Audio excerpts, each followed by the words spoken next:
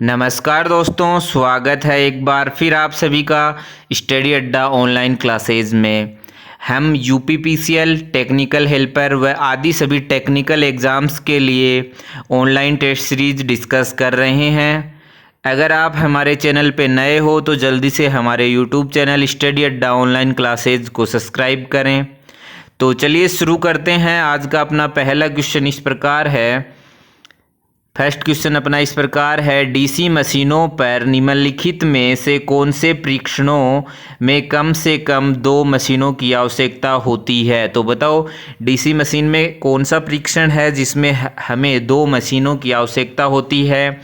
यह क्वेश्चन 29 अगस्त 2018 को technical helper के 3rd शिफ्ट में पूछा गया क्वेश्चन है। फर्स्ट ऑप्शन इसमें है brake test, option B retardation test, option C back to back test और ऑप्शन डी स्विनबर्न टेस्ट। तो बताओ किस टेस्ट में 2 मशीनों की आवश्यकता होती है। तो इसका राइट आंसर क्या होगा, ऑप्शन नंबर सी।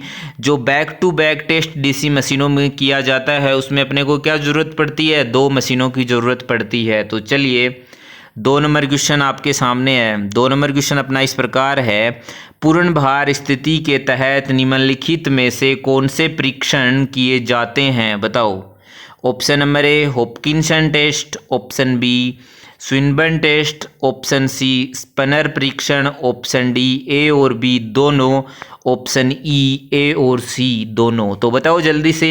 यह क्वेश्चन 24 अगस्त 2018 को 2nd शिफ्ट में टेक्निकल हेल्पर में आया हुआ क्वेश्चन है।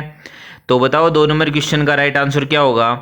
तो जो अपने हॉपकिंसन टेस्ट और स्पनर टेस्ट है वो किस पे किए जाते हैं, पूर्ण भार स्थिति के तहत किए जाते हैं। तो इस क्वेश्चन का राइट आंसर क्या हो जाएगा, ऑप्शन नंबर ई। चलिए दोस्तों, अगर आपको हमारे क्वेश्चन पसंद आए तो जल्दी से वीडियो को लाइक और अपने दोस्तों के साथ शेयर जरूर करें। तो अपना 3 नंबर क्वेश्चन इस प्रकार है, हॉपकिंसन का परीक्षण किस पर किया जाता है। अपन ने अभी डिस्कस किया है लास्ट क्वेश्चन में, किस पे किया जाता है, फुल लोड पर किया जाता है। लास्ट क्वेश्चन में अपन ने देखा था। तो इसका राइट आंसर 3 नंबर का क्या हो गया, ऑप्शन नंबर ए। चलिए बिना देरी किए हुए क्वेश्चन नंबर 4 पर चलते हैं। क्वेश्चन नंबर 4, किसी भी डीसी मशीन के एक्साइटिंग कोयल किस प्रकार वाउंड किए जाते हैं। तो बताओ 4 नंबर क्वेश्चन का पहला ऑप्शन है मशीन में, ऑप्शन बी आर्मेचर स्लॉट्स में, ऑप्शन सी ध्रुवों के आसपास और ऑप्शन डी अलग से। तो बताओ किसी भी डीसी मशीन के एक्साइटिंग कोयल किस प्रकार वाउंड किए जाते हैं। 4 नंबर क्वेश्चन का राइट आंसर क्या होगा, जल्दी से आंसर कमेंट करके बताएं। तो इस क्वेश्चन का राइट आंसर क्या होगा, ध्रुवों के आसपास। जो डीसी मशीन की एक्साइटिंग कोयल है वह क्या होती है, ध्रुवों के आसपास वाउंड की जाती है। तो 4 नंबर क्वेश्चन का राइट आंसर क्या हो जाएगा, ऑप्शन नंबर सी। चलिए अगला क्वेश्चन नंबर 5 नंबर क्वेश्चन, एक डीसी मशीन में इंटरपोल वाइंडिंग कैसे संयोजित होती है। बताओ एक डीसी मशीन में जो इंटरपोल वाइंडिंग है वह कैसे संयोजित होती है। ऑप्शन नंबर ए आर्मेचर के साथ समांतर क्रम में, ऑप्शन बी मैन पोल के साथ श्रेणी क्रम में, ऑप्शन सी आर्मेचर के साथ श्रेणी क्रम में और ऑप्शन डी मैन पोल के साथ समांतर क्रम में। तो बताओ 5 नंबर क्वेश्चन में क्या पूछा आपको, इंटरपोल वाइंडिंग संयोजित कहाँ कैसे होती है। तो 5 नंबर क्वेश्चन का राइट आंसर क्या होगा, जो अपनी इंटरपोल वाइंडिंग है वह क्या होती है, आर्मेचर के साथ क्या की जाती है, श्रेणी क्रम में संयोजित की जाती है। इंटरपोल वाइंडिंग डीसी मशीन के अंदर क्यों की जाती है, जो डीसी मशीन का कम्यूटेशन इफेक्ट है उसे क्या कम करने के लिए यह यूज की जाती है। तो 5 नंबर क्वेश्चन का राइट आंसर क्या हो जाएगा, ऑप्शन नंबर सी। चलिए दोस्तों बिना देरी किए हुए क्वेश्चन नंबर 6 आपके सामने है, स्विनबर्न परीक्षण के दौरान लौह हानियों को खालिस्तान माना जाता है। बताएं जो स्विनबर्न टेस्ट है उसके दौरान होने वाली आयरन लॉस को अपन क्या मानते हैं। ऑप्शन नंबर ए नगण्य, ऑप्शन बी स्थिर, ऑप्शन सी शून्य, ऑप्शन डी परिवर्तनशील। तो बताओ 6 नंबर क्वेश्चन का राइट आंसर क्या होगा, स्विनबर्न परीक्षण के दौरान लोह हानियों को क्या माना जाता है? तो क्या माना जाता है? स्थिर माना जाता है। स्विनबर्न टेस्ट है उसके दौरान लोह हानियों को अपन क्या मानते हैं? स्थिर मानते हैं। और स्विनबर्न टेस्ट को एक अन्य नाम से क्या जाना जाता है? ओपन सर्किट टेस्ट भी कहा जाता है। किसे? स्विनबर्न टेस्ट को आप याद रखिए। स्विनबर्न टेस्ट का दूसरा नाम क्या है? ओपन सर्किट परीक्षण। तो 6 नंबर क्वेश्चन का राइट आंसर क्या हो गया? Option number B. Swinburne test को अपन क्या बोलते हैं? ओपन सर्किट टेस्ट भी बोलते हैं। तो चलिए क्वेश्चन नंबर 7 आप अपना इस प्रकार है, ध्यानपूर्वक पढ़ें, जल्दी से आंसर कमेंट करके बताएं। इलेक्ट्रिकल मशीनों का फ्लक्स लीकेज गुणांक किसके मध्य परिवर्तित होता है? बताएं। जो इलेक्ट्रिकल मशीनें हैं उसका जो फ्लक्स लीकेज गुणांक है वह किसके मध्य परिवर्तित होता है? ऑप्शन नंबर ए 0.5 से 0.7, ऑप्शन बी 0.8 से 1.0, ऑप्शन सी 1.1 से 1.25, ऑप्शन डी 1.4 को 1.6। तो बताओ इलेक्ट्रिकल मशीनों के मध्य जो फ्लक्स लीकेज गुणांक है वह किसके मध्य परिवर्तित होता है? 1.1 से 1.25 के मध्य परिवर्तित होता है। तो इस क्वेश्चन का राइट आंसर क्या होगा? Option number C. 7 number question का राइट आंसर क्या हो गया? Option number C. चलिए क्वेश्चन नंबर 8 अपना इस प्रकार है, जल्दी से आंसर कमेंट करके बताएं। फुल लोड पर संचालित हो रही सामान्य डीसी मशीनों में सबसे शक्तिशाली विद्युत चुंबक खालिस्तान होती है? बताएं। फुल लोड पर संचालित हो रही सामान्य डीसी मशीनों में सबसे शक्तिशाली विद्युत चुंबक खालिस्तान होती है। Option number A field winding, option B interpole winding, option C interpole और कंपनसेटिंग वाइंडिंग दोनों, और ऑप्शन डी आर्मेचर वाइंडिंग। तो बताओ इस क्वेश्चन का राइट आंसर क्या होगा? जल्दी से हमें आंसर कमेंट करके बताएं। फुल लोड पर संचालित हो रही डीसी मशीनों में सबसे शक्तिशाली विद्युत चुंबक होता है? बताएं। अगर आपने अभी तक वीडियो को लाइक नहीं किया है तो जल्दी से वीडियो को लाइक करें, अपने दोस्तों के साथ अधिक से अधिक शेयर करें। यह टेस्ट सीरीज रोजाना अपन इसी टाइम डिस्कस करेंगे। तो क्या होगा इस क्वेश्चन का 8 नंबर क्वेश्चन का राइट आंसर क्या होगा? फील्ड वाइंडिंग में सबसे अधिक विद्युत शक्तिशाली चुंबक उत्पन्न होती है। ऑप्शन नंबर ए इसका क्या हो गया? Right answer. चलिए बिना देरी किए हुए क्वेश्चन नंबर 9 पे चलते हैं। क्वेश्चन नंबर 9 अपना इस प्रकार है, एक लैप वाउंड डीसी मशीन में कंडक्टरों की संख्या 100 है और समांतर मार्गों की संख्या 10 है। पिच का औसत पता लगाएं। पिच औसत क्या होगा? जल्दी से आंसर कमेंट करके बताएं। तो पोल पिच का फॉर्मूला क्या होता है? Pole pitch option number A जो अपने को दिया है 100, ऑप्शन बी 50, ऑप्शन सी 20 और ऑप्शन डी 10। तो बताएं जल्दी से आंसर कमेंट करके। तो हम जानते हैं कि लैप वाइंडिंग में समांतर पथों की संख्या क्या होती है? पोलों की संख्या के बराबर होती है। तो यहाँ पोलों की संख्या 10 है, ठीक है। तो पोल पिच इक्वल क्या होगा? पोल पिच इक्वल क्या होता है? Formula number of slot in conductor upon number of pole. तो यहाँ अपने को number of slot in conductor कितने दिए हैं? 100, और नंबर ऑफ पोल कितने दिए हैं? 10। तो सोल्व कर कैसे करेंगे? 100/10 करेंगे तो आंसर क्या आएगा? 10। तो 9 नंबर क्वेश्चन का राइट आंसर क्या हो गया? Option number D 10। चलिए न्यूमेरिकल काफ़ी इजी था, समझ लिया अपने। अगले क्वेश्चन पे देख लेते हैं। क्वेश्चन नंबर 10 अपना इस प्रकार है, जल्दी से आंसर कमेंट करके बताएं। 10 नंबर क्वेश्चन, डीसी मशीनों में कम्यूटेटर निम्न में से कौन सा कार्य करता है? बताएं। डीसी मशीनों के अंदर कम्यूटेटर निम्न में से कौन सा कार्य करता है? ऑप्शन नंबर ए एसी को डीसी में रूपांतरित करना, ऑप्शन बी डीसी को एसी में रूपांतरित करना, ऑप्शन सी ए और बी दोनों, ऑप्शन डी आरंभिक धारा या बला घूर्ण की आपूर्ति करना। तो 10 नंबर क्वेश्चन का राइट आंसर क्या होगा? जल्दी से हमें कमेंट करके बताएं।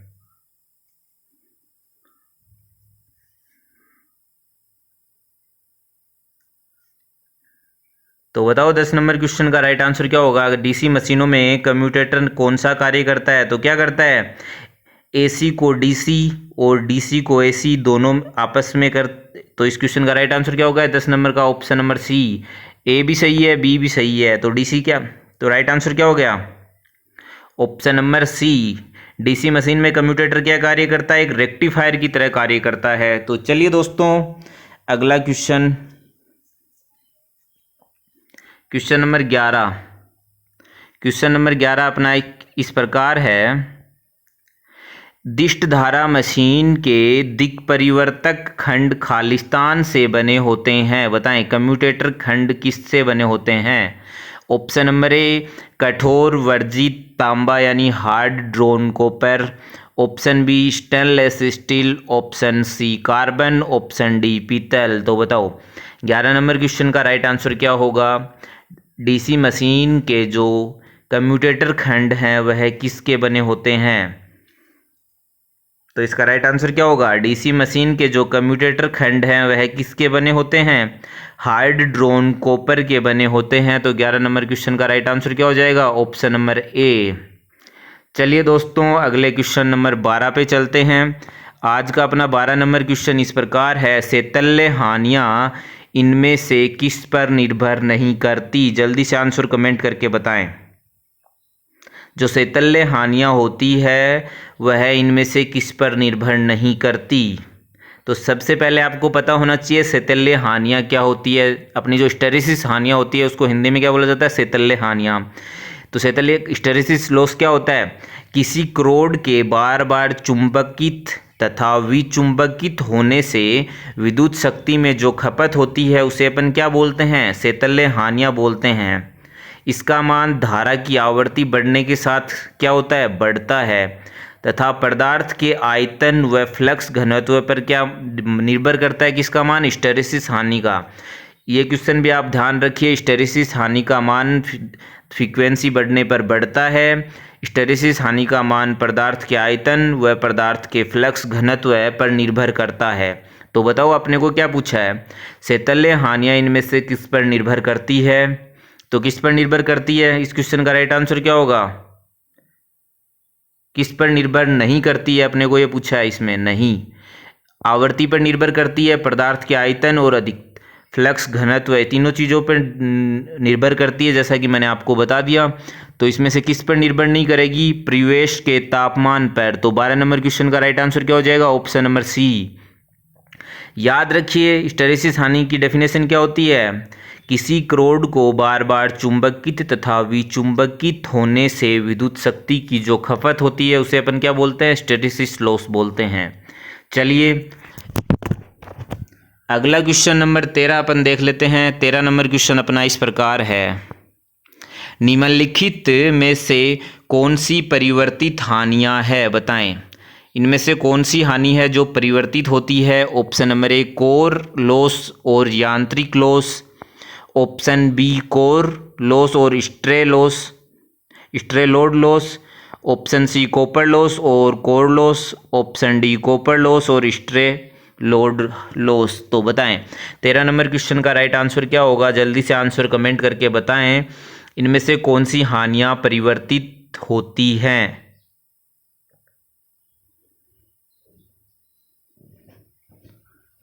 तो 13 नंबर क्वेश्चन का राइट आंसर क्या होगा, जल्दी से आप हमें कमेंट करके बताएं। तो इसमें से कौन सी हानि है, कॉपर लॉस क्या होता है, I²R, और दूसरी कौन सी हानि है, स्ट्रे लोड हानि।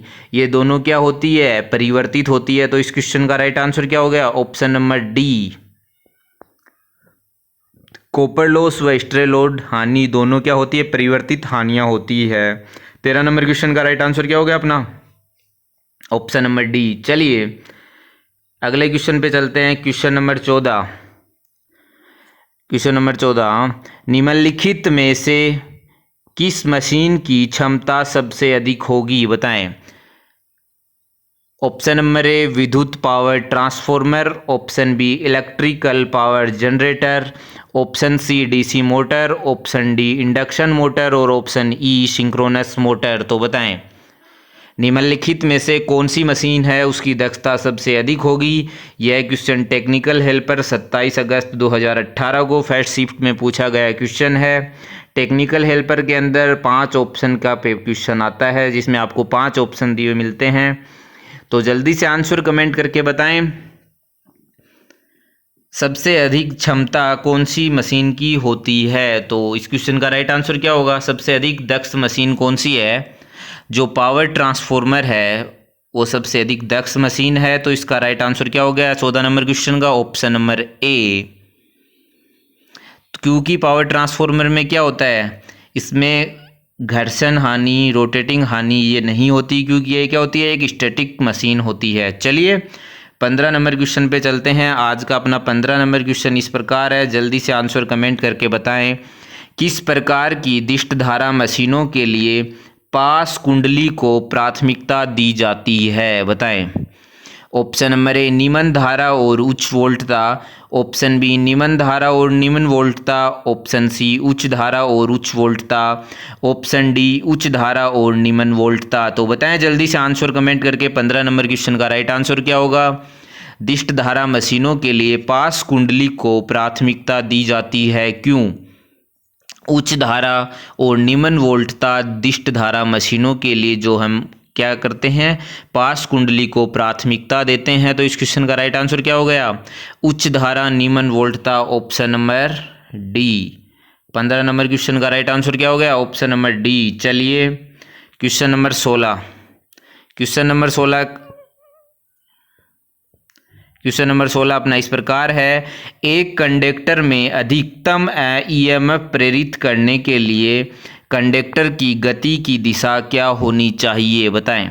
ऑप्शन नंबर ए फ्लक्स की चुंबकीय रेखाओं के लंबवत, ऑप्शन बी फ्लक्स की चुंबकीय रेखाओं के समांतर, ऑप्शन सी फ्लक्स की चुंबकीय रेखाओं के अनुरूप, और ऑप्शन डी फ्लक्स की चुंबकीय रेखाओं के स्पर्शरेखीय। बताएं। तो जल्दी से आंसर कमेंट करके बताएं। अधिकतम प्रेरित ईएमएफ के लिए कंडक्टर की गति की दिशा क्या होनी चाहिए? तो ई इक्वल अपना फॉर्मूला क्या होता है? B L V sine theta, sine phi या थीटा कुछ भी ले सकते हो, जहाँ थीटा क्या होगा, जब 90 डिग्री होगा, साइन 90 का मान क्या होता है? 1 होता है। तो जब लंबवत होगा तो उस कंडीशन में क्या होगा? अधिकतम होगा। तो इस क्वेश्चन का राइट आंसर क्या होगा? ऑप्शन नंबर ए। फॉर्मूला याद रखिए, साइन थीटा, साइन 90 का मान 1 होता है, उस कंडीशन में क्या होगा? अधिकतम प्रेरित ईएमएफ उत्पन्न होगा जब क्या होगा? लंबवत। चलिए 16 नंबर क्वेश्चन का राइट आंसर क्या होगा? अपना ए। चलिए क्वेश्चन नंबर 17 देख लेते हैं। Question number 17। अधिकांश डीसी मशीनों में वेंटिलेशन डक्ट खालिस्तान होती है। बताएं। Option number A radial, option B लंबवत, ऑप्शन सी रेडियल के साथ लंबवत, ऑप्शन डी समांतर, ऑप्शन ई इनमें से कोई नहीं। तो बताऊं, डीसी मशीनों में वेंटिलेशन डक्ट किस तरह की होती है? 17 नंबर क्वेश्चन का आंसर जल्दी से आप हमें कमेंट करके बताएं। इस क्वेश्चन का राइट आंसर क्या होगा?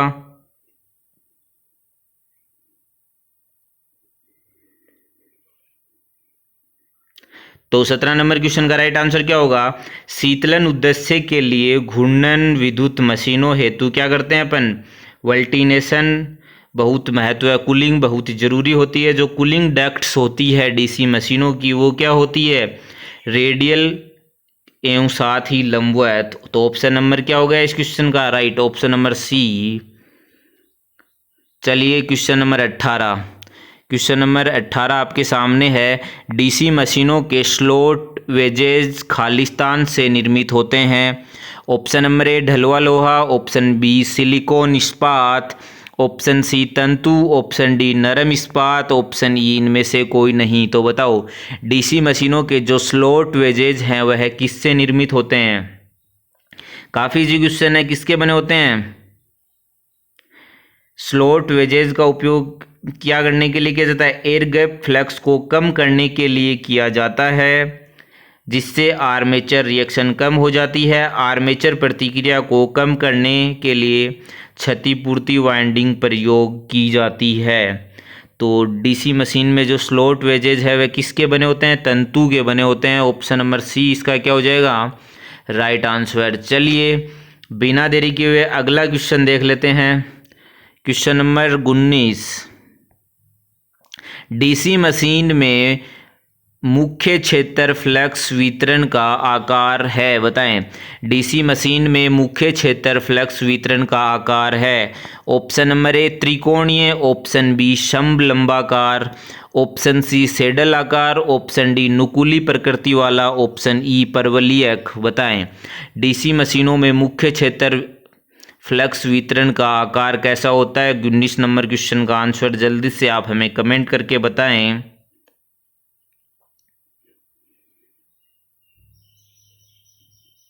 तो 19 नंबर क्वेश्चन का राइट आंसर क्या होगा? समलंबाकार, ऑप्शन नंबर बी। चलिए क्वेश्चन नंबर 20 पे चलते हैं। आज का 20 नंबर क्वेश्चन अपना है, डीसी मशीन के यांत्रिक हानि के अंतर्गत निम्न में से क्या आता है? बताएं डीसी मशीन के यांत्रिक हानि के अंतर्गत निम्न में से क्या आता है?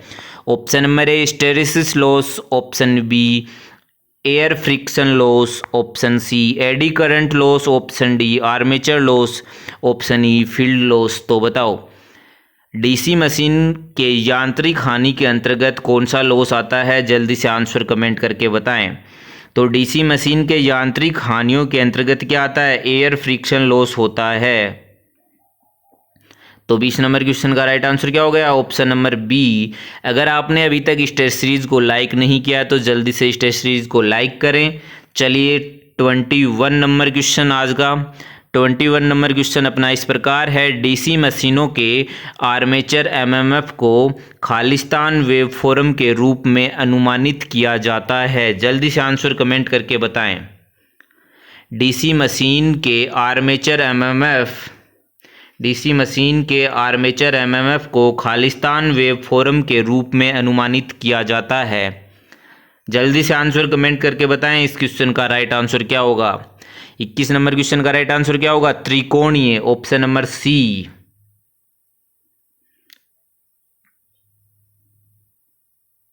चलिए अगला क्वेश्चन देखते हैं। क्वेश्चन नंबर 22 अपना इस प्रकार है।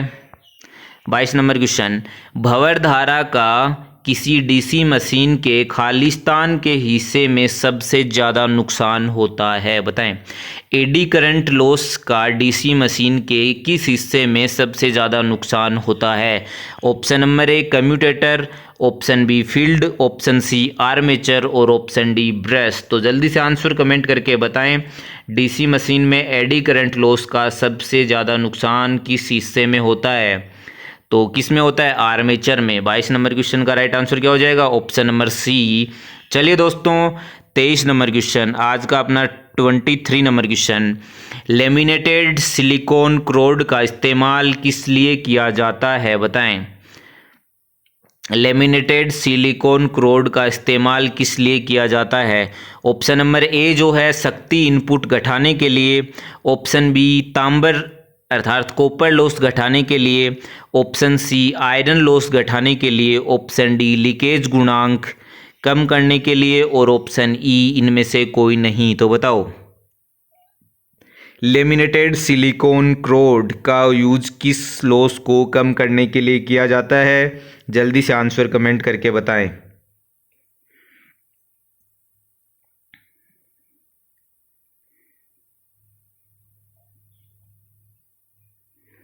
तो 23 नंबर क्वेश्चन का राइट आंसर क्या होगा? जल्दी से आंसर कमेंट करके बताएं। लेमिनेटेड सिलिकॉन क्रोड का इस्तेमाल किस लिए किया जाता है? जल्दी से आंसर कमेंट करके बताएं। तो जो अपना विद्युत मशीनों में लोहे हानि या एडी करंट हानि को कम करने के लिए अपन क्या करते हैं? लेमिनेटेड सिलिकॉन क्रोड का यूज़ करते हैं सिलिकॉन की, जबकि सिलिकॉन क्रोड से क्या होता है? हिस्टैरिसीस हानि को कम किया जा सकता है। तो इस क्वेश्चन का राइट आंसर क्या होगा? ऑप्शन नंबर सी, लोहे हानियाँ घटाने के लिए लेमिनेटेड सिलिकॉन क्रोड अगर अपन ओनली सिलिकॉन की क्रोड लेंगे, ठीक है, सिलिकॉन की क्रोड लेने से क्या हो जाएगा, हिस्टेरेसिस हानि कम हो जाएगी। लेमिनेटेड करेंगे तो क्या होगा, एडी करंट लॉस कम होगा क्योंकि उसका रेजिस्टेंस बढ़ जाएगा। और हिस्टेरेसिस और एडी करंट लॉस दो दोनों होती है, वो दोनों का योग क्या होता है, आयरन लॉस होता है।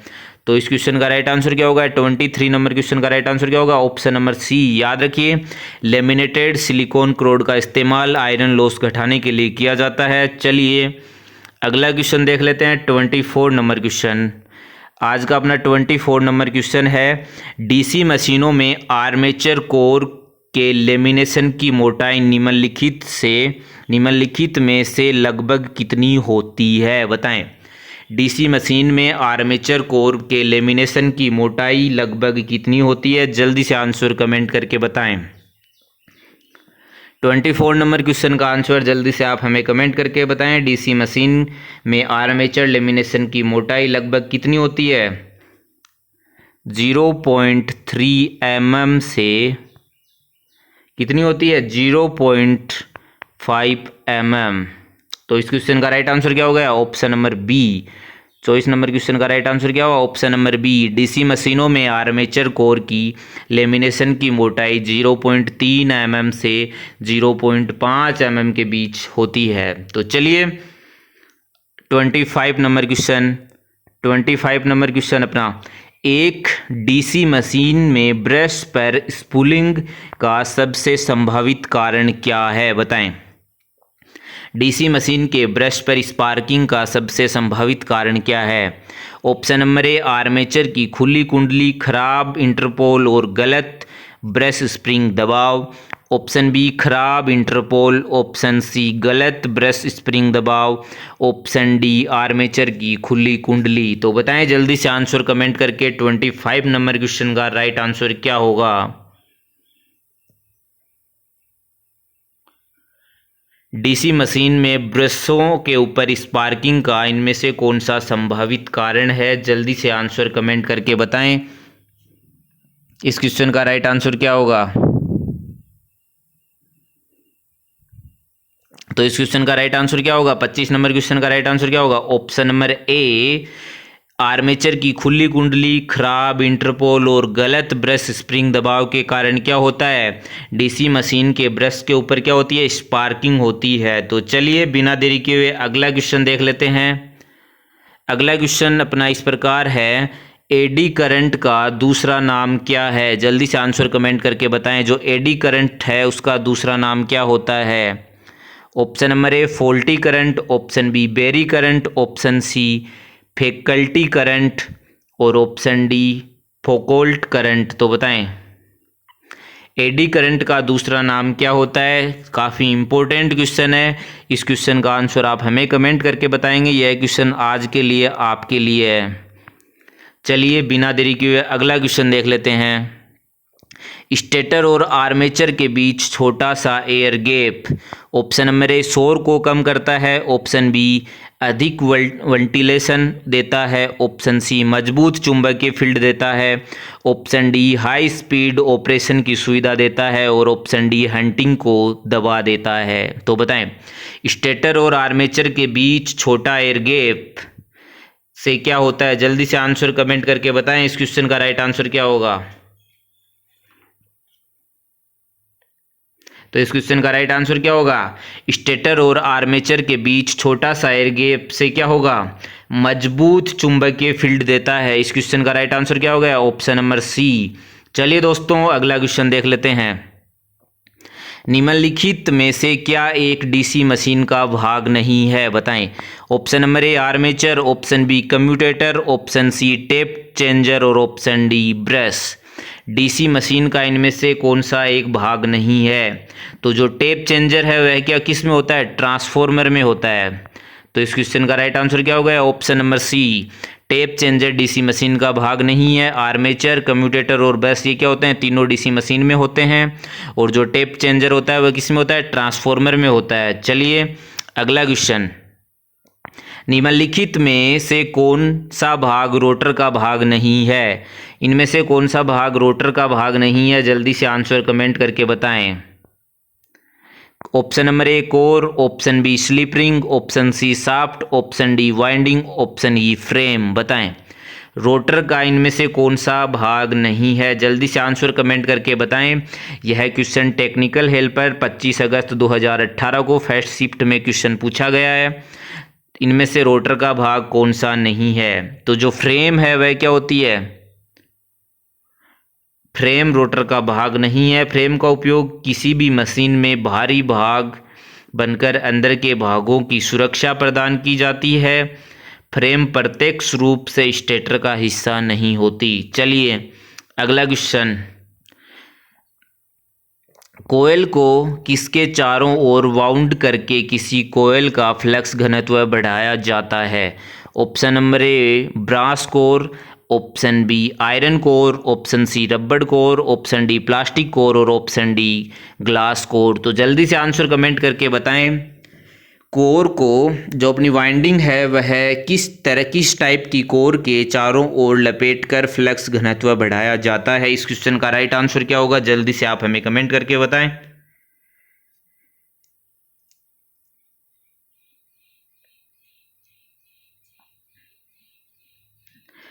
जल्दी से इस क्वेश्चन का राइट आंसर कमेंट करके बताएं।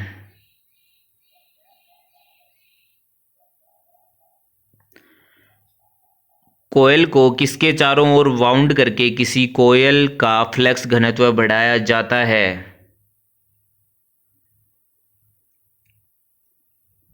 तो इस क्वेश्चन का राइट आंसर क्या होगा,